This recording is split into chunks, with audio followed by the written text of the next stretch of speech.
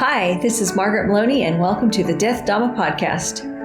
In a series I used to read, occasionally one character would say to the other, "May you live in interesting times." It was understood that this was a curse, where interesting times meant chaos and difficulty.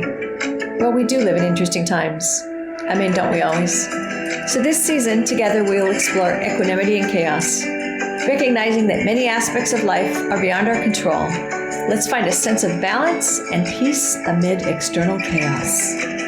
Hi, everyone. Today, some quick thoughts, or actually, I'm really going to read you a sutta about anger and subduing anger, which is also can be called hatred. So hatred. And the reason that we are looking at this today, well, the reasons could be kind of obvious because, going through a lot of change and what can be difficult times, or in a previous episode, I said, living in interesting times here in the United States, and there's divisiveness and disagreement and fear and things are happening.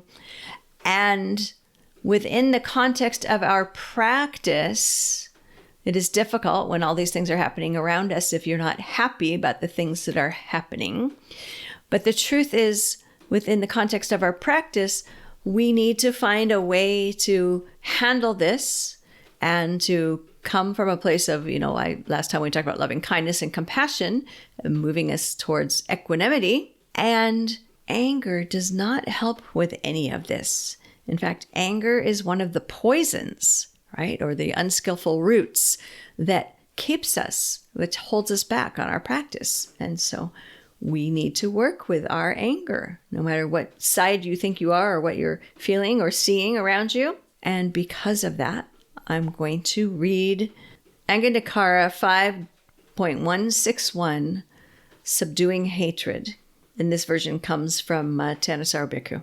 There are these 5 ways of subduing hatred by which, when hatred arises in a monk, he should wipe it out completely. Which 5?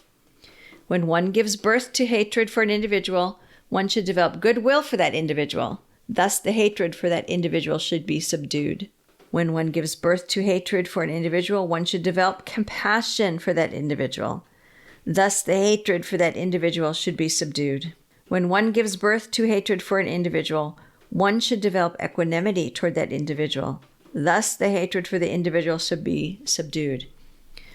When one gives birth to hatred for an individual, one should pay him no mind and pay him no attention. Thus, the hatred for that individual should be subdued. When one gives birth to hatred for an individual, one should direct one's thoughts to the fact of his being the product of his actions. This venerable one is the doer of his actions, heir to his actions, born of his actions, related by his actions, and has his actions as his arbitrator. Whatever action he does, for good or for evil, to that will he fall heir. Thus, the hatred for that individual should be subdued. These are 5 ways of subduing hatred by which, when hatred arises in a monk, he should wipe it out completely.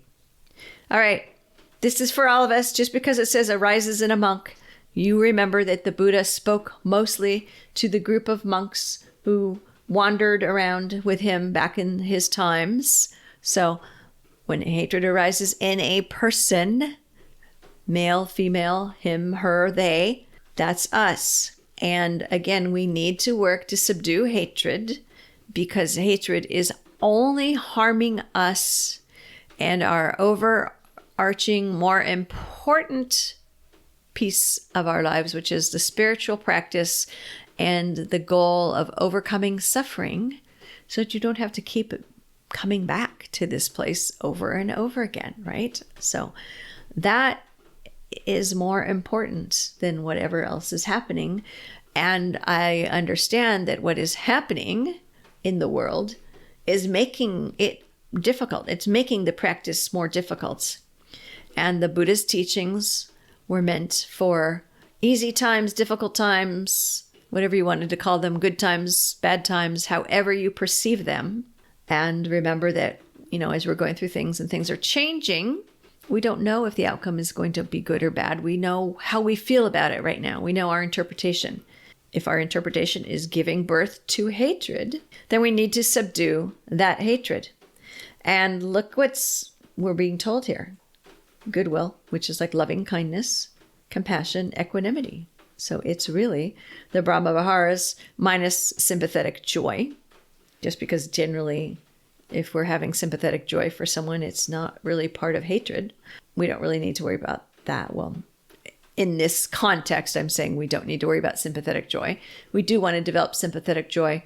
In fact, let me just retract what I said and point out that in these times where there's people or groups that you may disagree with the decisions they're making and what the policies and the actions that they are taking, if something good happens for them, I know it might be difficult, but we still want to develop sympathetic joy for some of the good things that could be happening to people who we think are enacting difficult things to the rest of us, because we don't want to come towards them from a place of hostility and, again, anger and hatred that is only hurting us and our ability to be free from suffering.